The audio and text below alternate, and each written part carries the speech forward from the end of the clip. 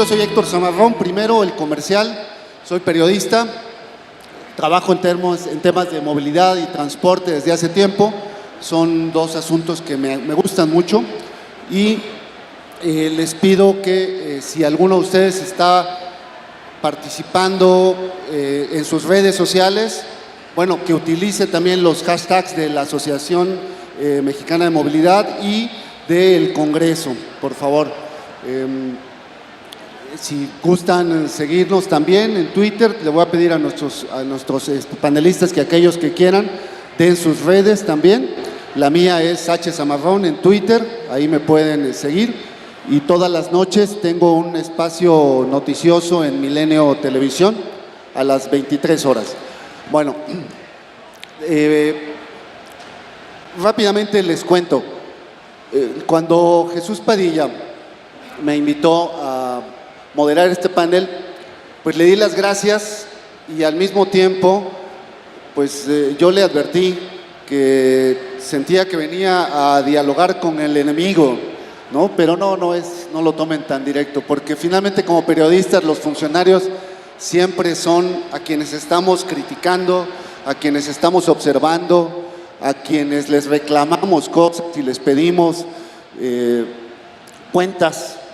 Y pues esta es una excelente oportunidad para mí para hacerlo, pero en realidad también el enemigo podría decirse que son los transportistas, para quienes amamos las bicicletas. Y aquí está lleno de transportistas, entonces espero salir vivo, Jesús. Ahí si no, te voy a pedir tu apoyo para abandonar la sala con protección policíaca. Pero, ¿por qué lo digo? Porque finalmente nuestras ciudades se han transformado.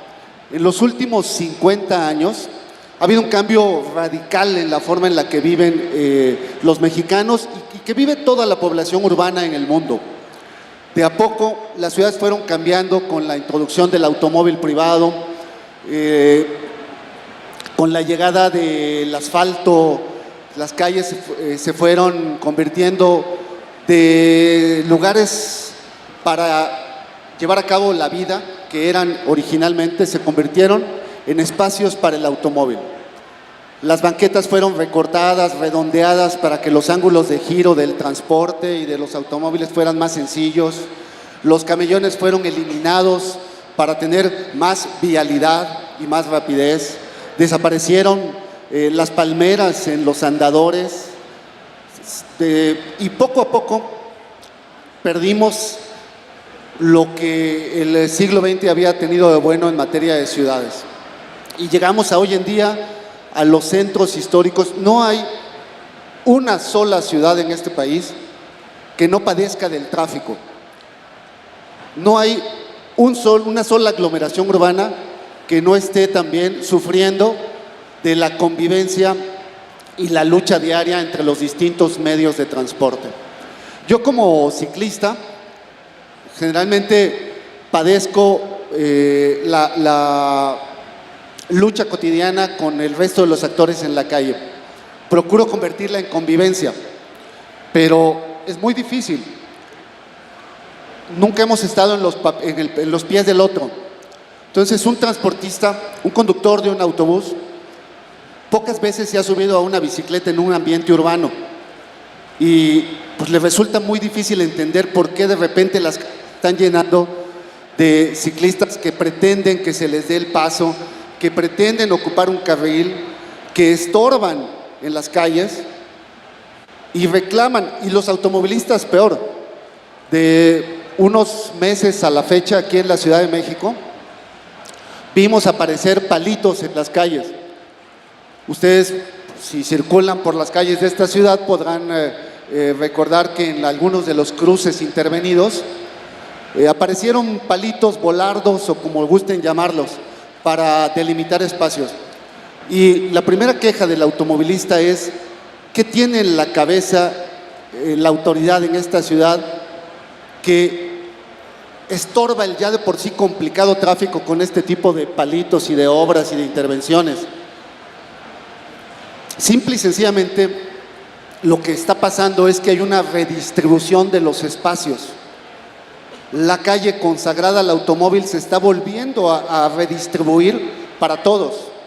De repente aparecen ciclovías en nuestras ciudades y algunos las quitan. Pasó en Cuautitlán, pasa cuando se hacen mal las obras, cuando se deciden a medias.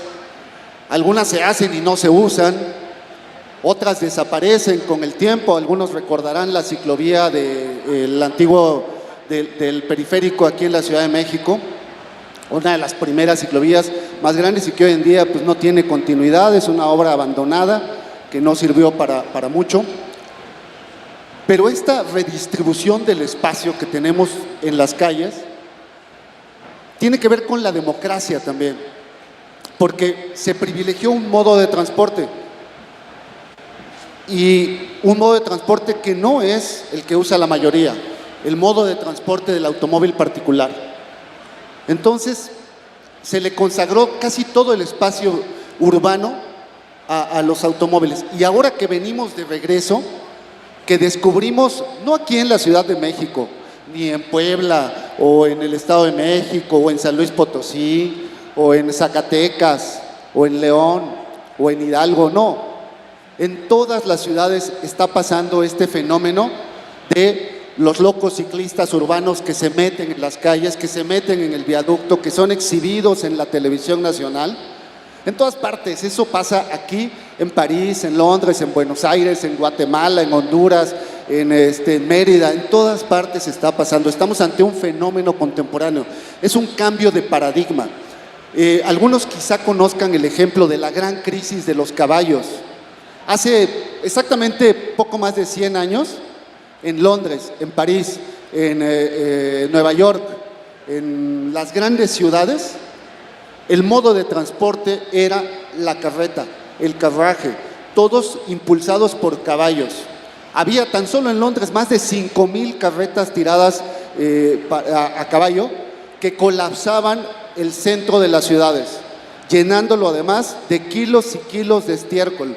El principal problema de los alcaldes y de los entonces secretarios de movilidad era cómo hacer para retirar esas toneladas de excremento que todos los días dejaban los caballos en el centro. El ruido de los cascos de los caballos golpeando las piedras, los empedrados, porque tampoco el asfalto había hecho, era dueño y señor de las ciudades, apenas estaba comenzando, se había descubierto a mitades de 1800, Dunlop, allá en Gran Bretaña, y empezaba apenas a llegar a las grandes ciudades.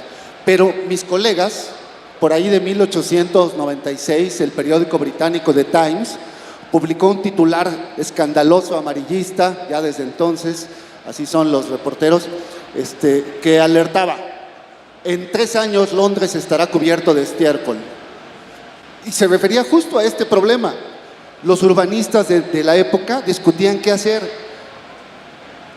En el lapso de 10 años, el panorama cambió.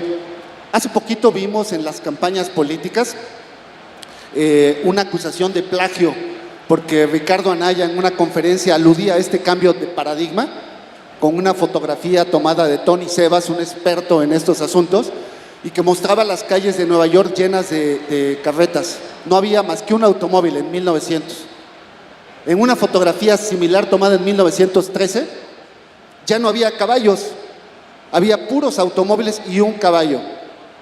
En el lapso apenas de una década, de poco más de una década, cambió el paradigma radicalmente, y lo que solucionó la gran crisis de movilidad, o la crisis de los caballos como se le conocía en esa época, fue la aparición del vehículo a gasolina.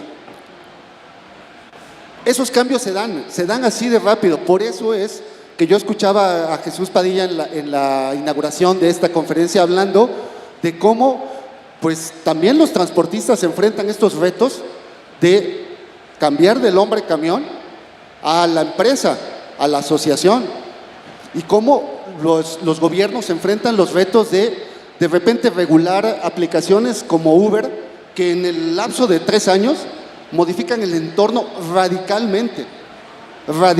Es más, hace poquito estábamos ya especulando si algún día iban a desaparecer los taxis por la llegada de tantos servicios como Uber.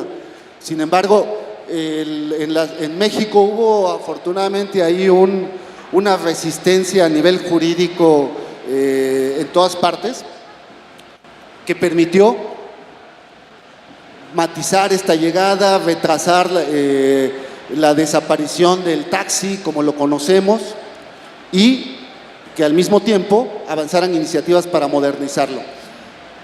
Ahora, hoy en día estamos en una crisis similar a la de los caballos.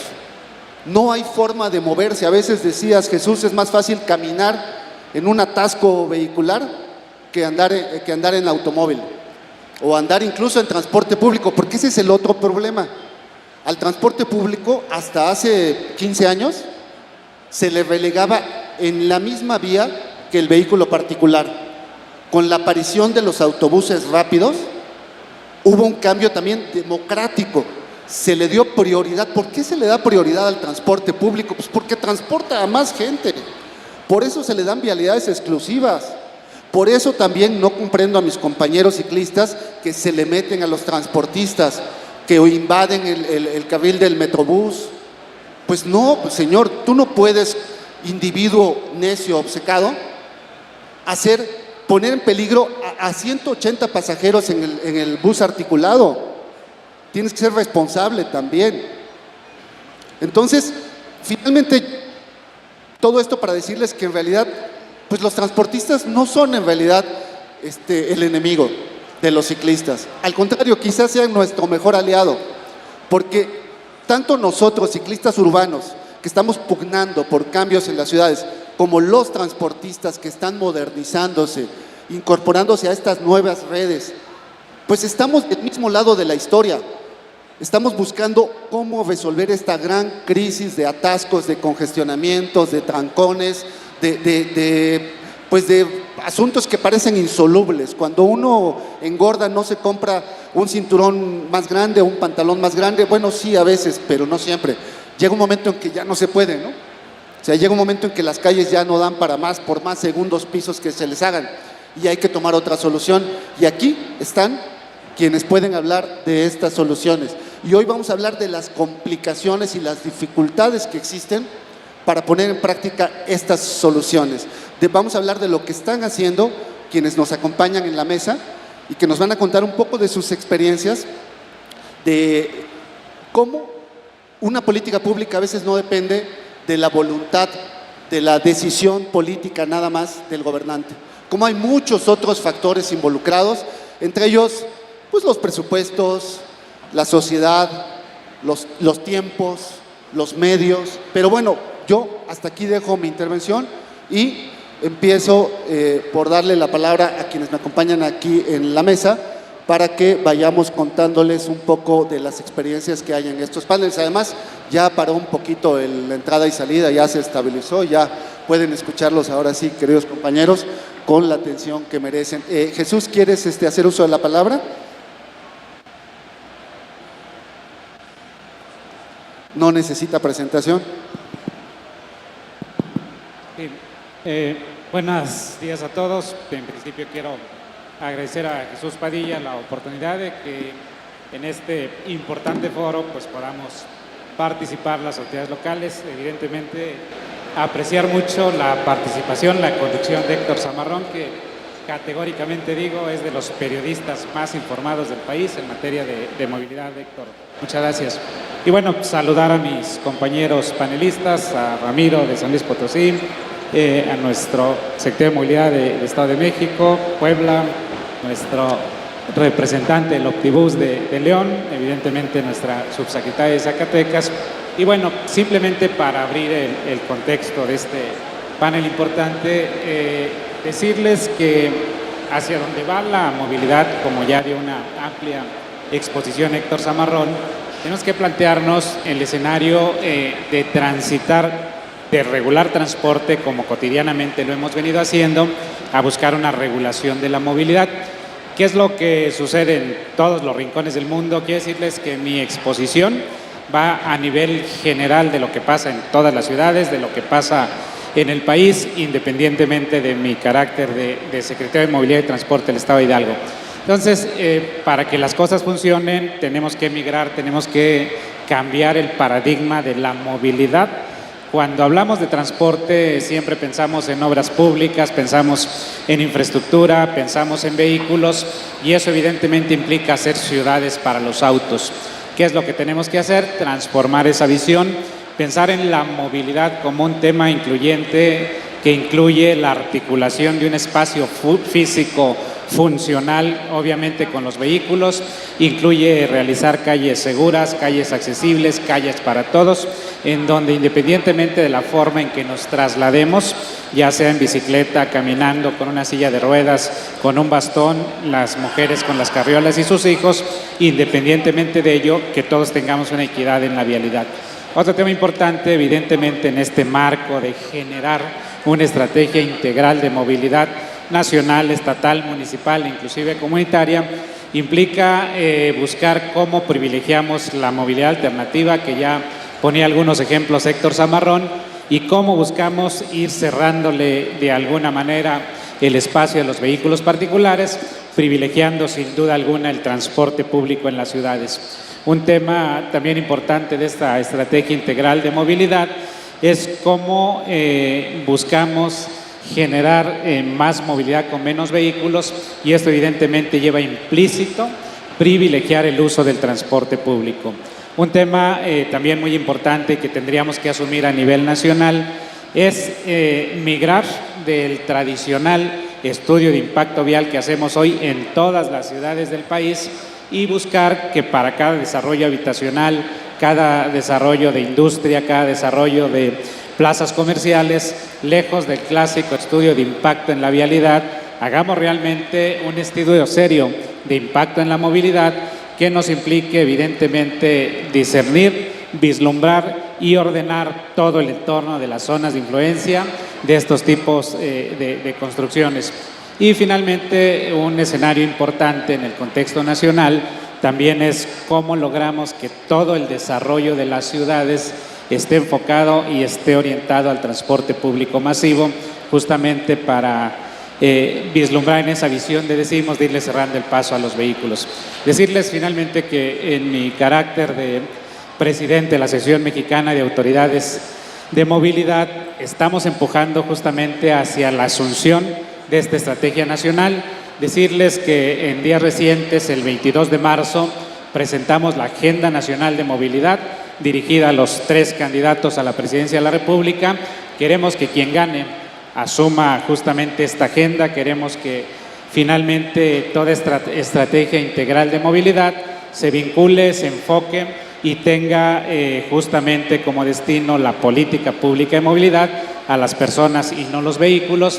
Queremos que finalmente todas estas acciones que cada uno de nuestros estados, en los espacios geográficos en los que regulamos la movilidad y el transporte, pues justamente el centro de toda esta política sean las personas y justamente que veamos el transporte en un escenario en donde logramos concebir a nuestros gobernantes que un peso invertido en transporte público es un peso invertido en desarrollo humano, invertido en salud, invertido en espacio público, y finalmente que un peso invertido en transporte público es un peso invertido en calidad de vida. Es cuanto en esta primera intervención. Muchas gracias, Héctor. Bueno, gracias a Rufino León Tobar, presidente de la Asociación Mexicana de Autoridades de la Movilidad y secretario de Movilidad del Estado de Hidalgo. ¿Qué tal se escucha hasta allá atrás? ¿Bien? ¿No? Creo que ni la pregunta escuchan. Ah, no, sí, parece que sí. ¿Y acá adelante?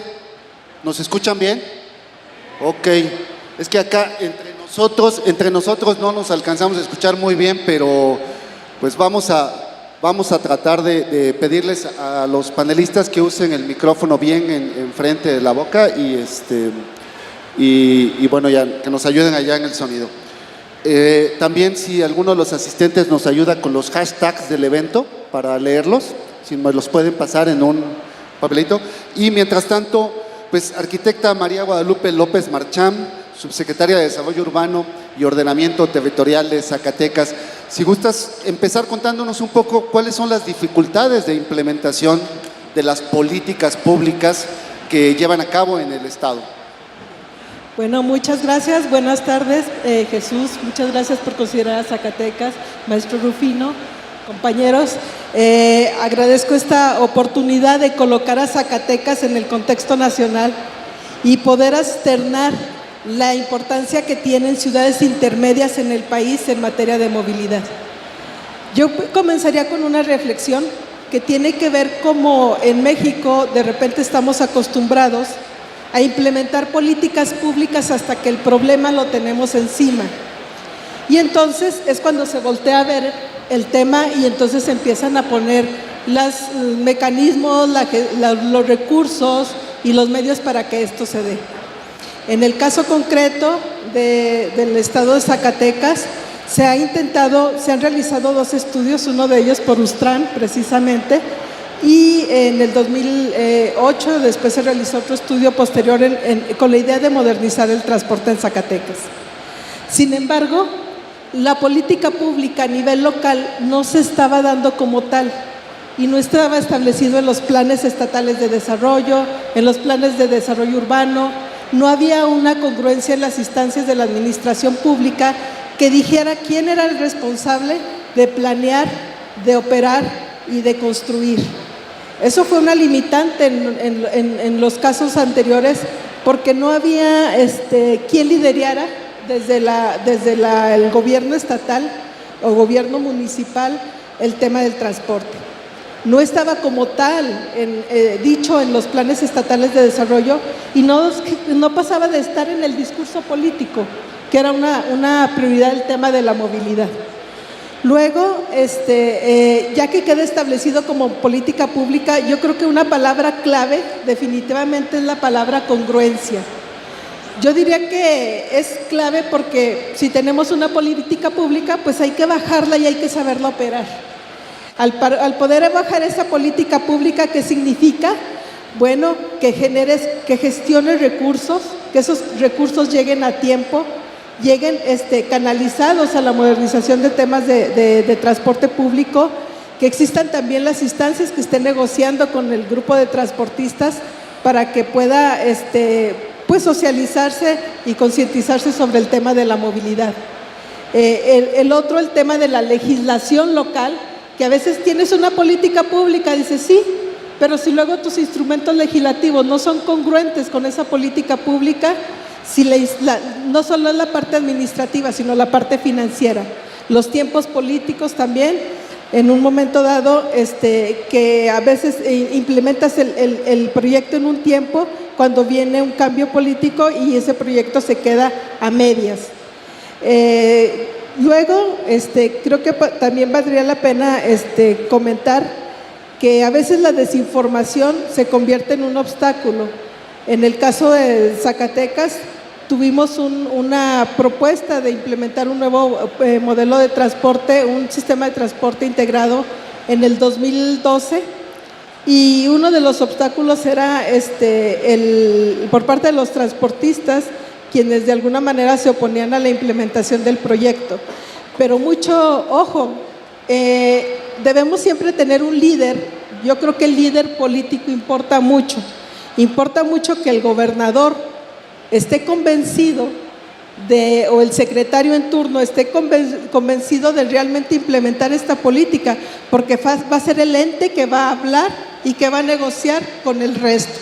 Si él no está convencido, entonces de ahí baja en escala a que luego el secretario en turno, luego el subsecretario, el director, en una escala empiece a no tener congruencia y no pueda ser operado esa política pública que queda escrita en el papel. Cuando el político, en este caso, queda convencido, o el que toma las decisiones, que por lo general son los gobernadores o son los secretarios, están convencidos de este tipo de proyecto, entonces le apuestan dinero, tiempo, recurso, empieza la profesionalización de los servidores públicos para que entonces sí se empiece a implementar un proyecto que sea más tangible y más operativo. En la experiencia actual, adelantándome a lo mejor un poquito, ¿qué es lo que veo yo de cambio? De aquella política que se estableció en el 2012 a la del 2016.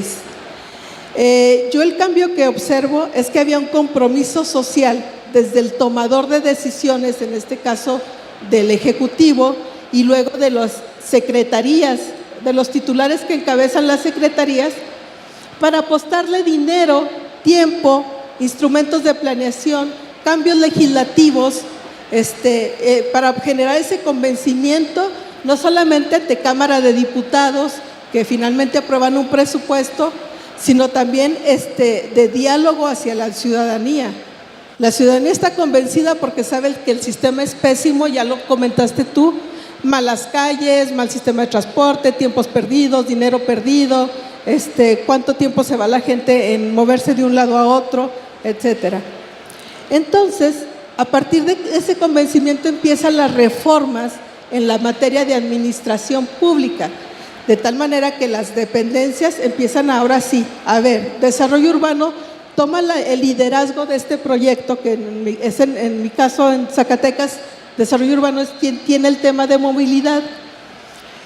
Y lo interesante, creo, es que hablaban al principio del derecho a la ciudad y del derecho a la movilidad. Para que esto sea congruente, otra vez la misma palabra, tiene que ver con que no solamente es transformar el transporte público. Si estás transformando ciudad, tienes que transformar todo el contexto urbano, usos de suelo, planta baja activa, uso mixto, áreas verdes adecuadas, espacio público conectado a la movilidad. Pero eso, si lo manejas solo desde el transporte público, queda corto. Tiene que ir aparejado de las políticas en materia de desarrollo urbano. Entonces, no solamente es cambiar dependencias y crear un área de desarrollo urbano, un área de movilidad, una secretaría de movilidad, o como es el caso de algunos compañeros que me acompañan, o bien crear una instancia responsable del transporte. Es también cambiar el marco legislativo, es también actualizar programas de desarrollo urbano, es desde dar el uso de suelo a cada fraccionamiento, a cada estación de servicio, a cada tienda departamental, en congruencia con lo que estamos diciendo, con que vaya conectado ese fraccionamiento con paradas de autobuses y carriles ya preferenciales para el transporte, que vaya conectado con redes de ciclovías, con plantas bajas activas, para que la gente se mueva menos y se mueva de la manera más adecuada.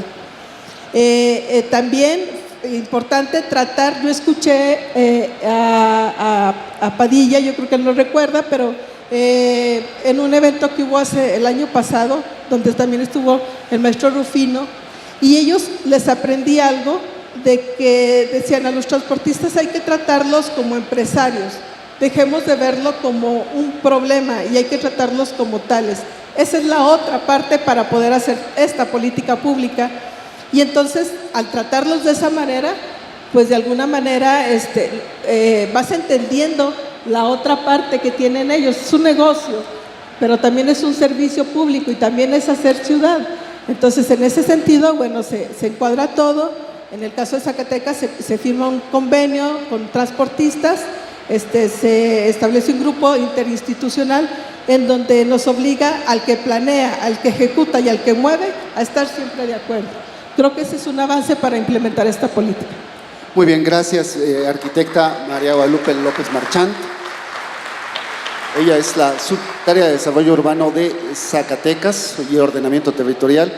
Zacatecas tiene ahí una zona conurbada entre Guadalupe y la capital que pues, es muy interesante, con problemas por la misma orografía del lugar, ¿no? En fin, pero vamos a ver el caso de León, Guanajuato.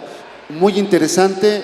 Llevan muchos años, ahí se construyó, aquí muchos de ustedes lo saben, el primer corredor para autobuses rápidos, mucho antes que en México, que en la Ciudad de México. Tienen un sistema de ciclovías envidiable y también enfrentan problemas serios. El fuerte crecimiento que les ha traído el auge automotriz, aparejado con la contaminación, la llegada de población, en fin. Pero maestro Luis Enrique Moreno Cortés, director general de movilidad de León, por favor, usted cuéntenos pues de todas estas dificultades que se enfrentan a la hora de la implementación de políticas públicas. Muchísimas gracias, Héctor. Muchas gracias también a Jesús Padilla, la MTM, por esta invitación, a todos los compañeros del panel. En el caso de León, pues el estado de Guanajuato es sui generis porque realmente el municipio de León tiene 1.600.000 habitantes y no es la capital del estado de Guanajuato. Entonces, desde hace un poco más de 2 décadas comenzó un esfuerzo de trabajo coordinado entre el gobierno del estado y municipio de León para poder ir atendiendo el problema del transporte. ¿Por qué entra el municipio? Porque como muchos estados, la autoridad a veces estatal está alejada, en este caso de Guanajuato, de León, y el municipio tenía un grave problema ya de organización, de planeación en materia de transporte. Me tocó la fortuna de empezar en el año 95 la naciente Dirección de Transporte, hoy Dirección General de Movilidad, pero ese es uno de los 4 componentes importantes en la transformación del transporte: el marco legal y la parte institucional. Nace una ley de transporte que ahora se acaba de transformar el año anterior en una ley de movilidad y se dieron los pasos primero por acuerdos de cooperación entre el Estado y el municipio hasta que en el 2002 se logra en el Estado de Guanajuato la municipalización del transporte. La parte institucional también tiene que ir aparejada con el desarrollo del transporte. El transporte nunca lo vimos como la construcción de 1 kilómetro de BRT. Y esa es una de las discusiones más grandes que tenemos en estas salas. Hay muchos promotores de BRT, claro está. Pero a la gente no le interesa si va en BRT o si va en otro tipo de transporte. Le interesa la calidad del servicio de transporte. Entonces, la institución tiene que ser una institución profesional que planifique y lleve de la mano esta transformación del transporte, no la construcción de un corredor, porque el corredor no nos va a cambiar los servicios en general. Esa es una de las consecuencias a veces en los proyectos que comienzan a hacer los parches con los sistemas BRT sin tener todavía instituciones o tener marcos legales no acordes a lo que es. Desde el marco legal que se creó en esa época se comenzó a preparar la conceptualización de las redes integradas de transporte, que es muy distinta a un corredor BRT. Es decir, la planificación se da desde rutas de barrio-estación, interbarrios o auxiliares que le llamamos, y troncales, pero tenía que estar en el marco normativo, en los programas de ordenamiento territorial y todo, para que fuera consecuente esta planeación progresiva hacia un sistema. Pero ¿qué empezamos haciendo en el año 95? Apenas el inventario de rutas, la revista físico-mecánica, controlar la edad de los vehículos, la calidad del servicio, los bancos de información de rutas, etc. Ese es un elemento clave, y a medida que vamos avanzando hacia un proyecto de BRT o de rutas integradas, tenemos que ir fortaleciendo institucionalmente. De una dirección que nació de 10 personas en el 95, hoy somos como 120 personas dedicados solamente a estudiar la problemática de transporte, y desde hace 5 años también el tema de no motorizado. Entonces la ley es fundamental también en la institución. La segunda pata de la mesa, por llamarle así, a este tema de movilidad, es la parte empresarial. ¿Quiénes operan el transporte? Hay distintos modelos dependiendo de los tamaños de ciudades. En el DF encontramos operando también el gobierno, operando sistemas de transporte, o hay casi una obligación marcada que cuando es transporte masivo, generalmente por las inversiones, lo presta el gobierno. En el caso de León, nunca pensamos como gobierno operar el sistema de transporte León, pero teníamos 1.500 autobuses y teníamos 1.100 socios del sistema de transporte. Complicado la transformación hacia un BRT si no teníamos transformadas las organizaciones. Hoy tenemos las mismas 15 empresas que existían como hombre camión transformadas en SA antes del 2003 que empezó el sistema de BRT. Pero se dieron ese paso fundamental, llevar esa concertación a que se transformen en verdaderas SA. Es un problema bastante complejo, que contarán con instalaciones, patios, talleres y un programa de renovación de flota con capacidad financiera en un futuro. Para solucionar el tema financiero, antes de un BRT implementamos un sistema de prepago de toda la ciudad. Entonces ya los transportistas pudieron, a partir del año 2000, ver el dinero junto, recolectado día a día, y eso los comienza a cambiar mentalmente hacia una parte empresarial. Entonces, ese dinero junto permitió entonces garantizar la renovación de flota, la capacitación de operadores, garantizar también las futuras inversiones que en el 2003 les tocaba hacer de autobuses articulados. Entonces, la transformación empresarial es clave. Siempre le decimos a Jesús y muchos de los agremiados empresarios, le decimos, el camino único, no hay otro, es ser empresa y ser verdaderas organizaciones prestadoras del servicio de transporte. El tercer elemento es la planificación de las rutas, que va evolucionando a medida que se van implementando las etapas. El caso de León se comenzó a planificar desde el año 2000, y en el 2018 tenemos 4 etapas del sistema integrado. Hoy tenemos una cobertura del 85% en la ciudad, con esquemas de rutas donde 800,000 usuarios se mueven en el sistema de transporte y 600,000 son pagos, es decir, hay 200,000 transbordos gratuitos en la ciudad. La tarifa media es de 9,20 y eso ha permitido un sostenimiento financiero de todo. El modelo financiero no es de las rutas BRTs, no es de las rutas interbarrios, no es de las rutas alimentadoras. El modelo financiero es de ciudad, porque en la ciudad tenemos que atender desde las colonias más alejadas, que a veces no tienen ni infraestructura de pavimento, como bien comentabas, Héctor, tenemos 4 millones de metros cuadrados sin pavimentar en León, y es una de las causas de contaminación de partículas PM10.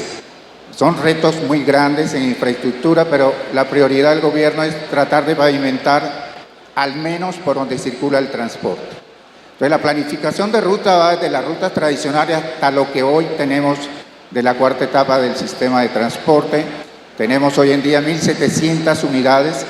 Cuando nos entregó el gobierno en el 95 el transporte en León, nos entregó 1.700 concesiones. O sea, hoy, 23 años después, tenemos la misma flota concesionada que nos entregó el gobierno estatal. Es eficiencia operativa en materia de costos y una racionalización de la cuestión de la tarifa. Y la parte importante es ir también transformando la parte de infraestructura, y con esto cierro. Los retos más grandes, en el caso de León y de muchas ciudades, es tratar de construir ciudad orientada hacia el transporte y a una movilidad sustentable. Tenemos grandes rezagos en banquetas, tenemos grandes rezagos en pavimentación. El carril exclusivo tenemos realmente unos 10, 15 kilómetros realmente de carril exclusivo. El resto de los 20 kilómetros que tenemos de BRT en rutas troncales son carriles compartidos con el tráfico en general. Conciencia de la movilidad, a veces es difícil concertar con los sectores económicos, el exceso de estacionamiento sobre vía pública, etc. Y la conciencia de movilidad es muy difícil de implementar, y la autoridad nos toca hacer muchísimo esfuerzo para que la ciudadanía tenga conciencia, pues que no le estamos quitando un carril al tráfico, le estamos dando dignidad al transporte y un mejor servicio a la cantidad de ciudadanos que tienen como única opción el transporte público. Muchas gracias. Gracias, maestro Luis Enrique Moreno Cortés, director general de Movilidad de León, donde también ha sido clave la continuidad, ¿no? La continuidad.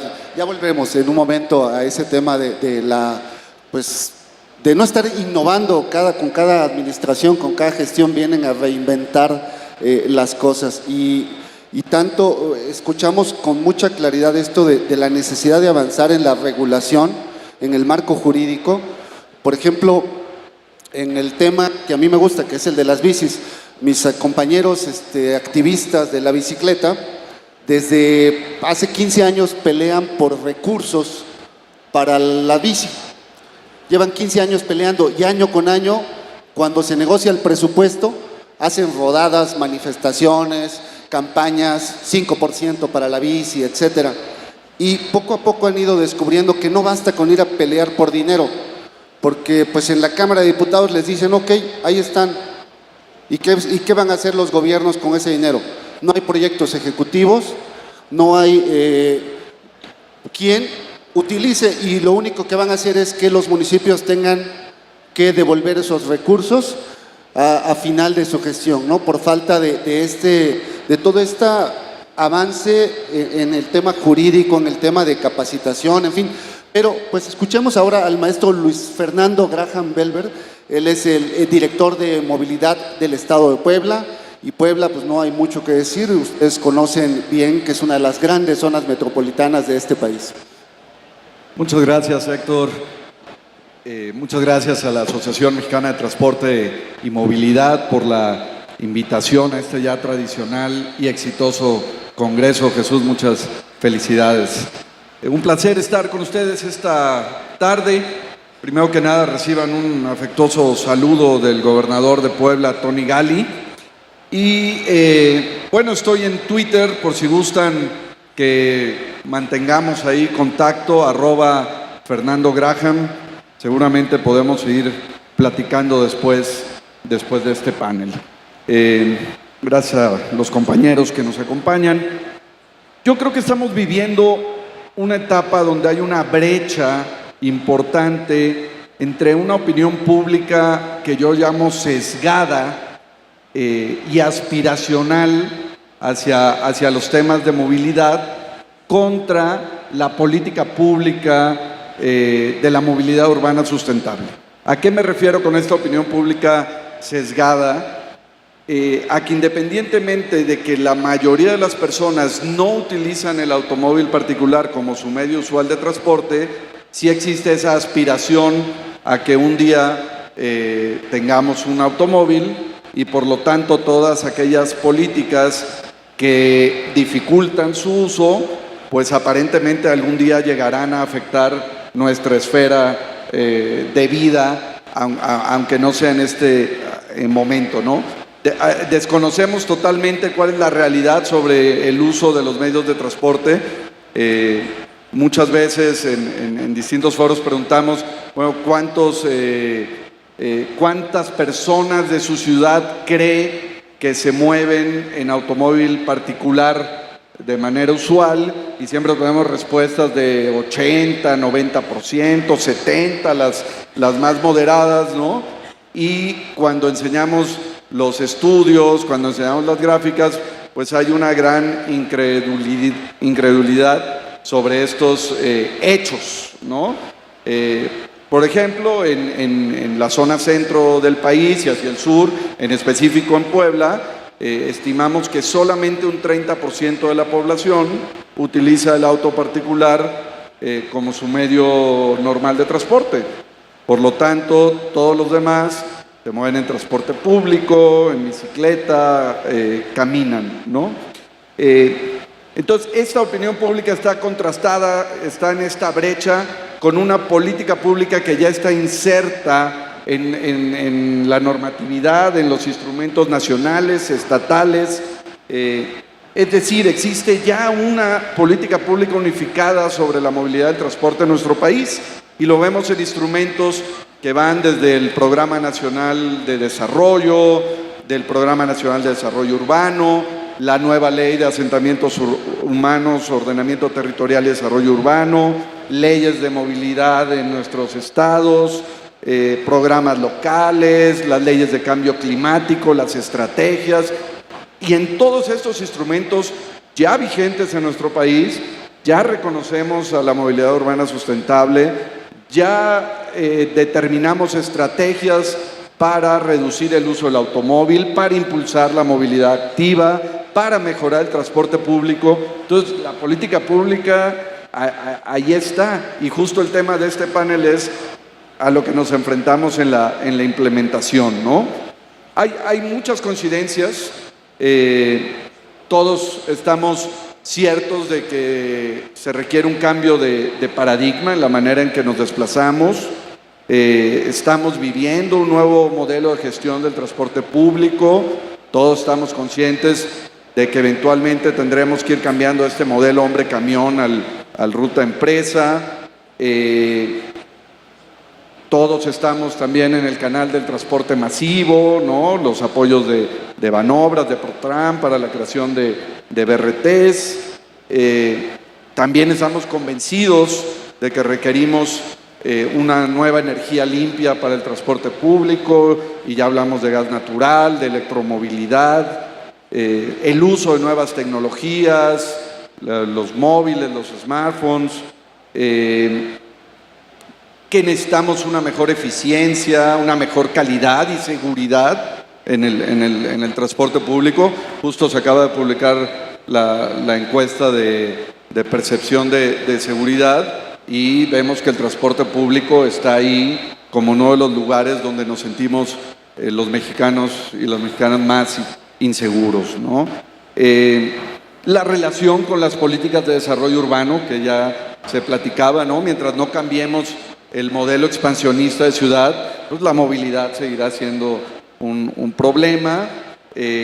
La relación con la seguridad vial también importantísima, ¿no? Aquí hay temas muy relevantes. Sin embargo, la política pública de la seguridad vial sigue siendo diseñada en las instituciones de seguridad pública y no en las instituciones de movilidad, ¿no? Entonces, ahí hay un paradigma que trabajar con los policías, ¿no? Porque ellos traen este paradigma de la sanción, de la ejecución, y para ellos movilidad es que los autos se muevan más rápido, ¿no? Ese es el paradigma que ellos tienen. Sin embargo, tenemos datos duros terribles, ¿no? 16,000 mexicanos y mexicanas se mueren al año en nuestro país en siniestros viales.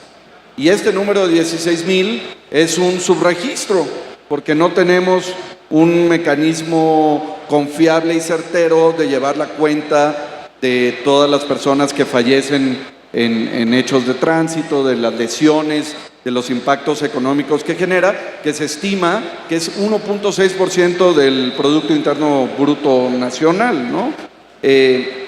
Esos 16,000 fallecidos pudieran llegar a ser incluso 24,000. Y cuando decimos 24,000, es el número de personas víctimas de homicidios dolosos en nuestro país. Y ese sí es un tema que está en la agenda, ¿no? Ese es un tema que vivimos en los medios día a día. Sin embargo, los fallecidos en siniestros viales, pues es uno por ahí, otro por allá, en el interior, y entonces es un tema invisible en la agenda pública, ¿no? También en nuestra política pública nacional, pues estamos convencidos de que tenemos que impulsar la movilidad activa, ¿no? El uso de la bicicleta, la caminabilidad. Díganme qué alcalde en este país no quiere poner un sistema de bici pública en su ciudad, ¿no? O sea, todos quieren, pero no es sencillo y no es gratis, ¿no? O sea, también la manera en que los recursos se asignan para este tipo de programas, pues dificulta el acceder a ello, ¿no? Y todo esto nos lleva también a que estamos todos convencidos que el apoyo al transporte público es la gran solución para la movilidad de nuestras ciudades. ¿Qué ciudad en el mundo, ya lo había comentado Héctor, qué ciudad en el mundo ha solucionado la congestión vial? Ninguna, ni de países desarrollados, ni subdesarrollados, nadie ha resuelto el problema de la congestión vial en las ciudades con el modelo actual de ciudad de movilidad que tenemos. Entonces, tiene que cambiar. O sea, no podemos seguir haciendo lo mismo esperando resultados diferentes. Y en el caso del Estado de Puebla, pues le estamos apostando precisamente a esto, ¿no? Al desarrollo del transporte masivo, a los sistemas integrados de transporte, a la unificación tarifaria y a la movilidad activa. Espero que esto nos invite a reflexionar y a seguir platicando esto en este panel. Muchas gracias. Gracias a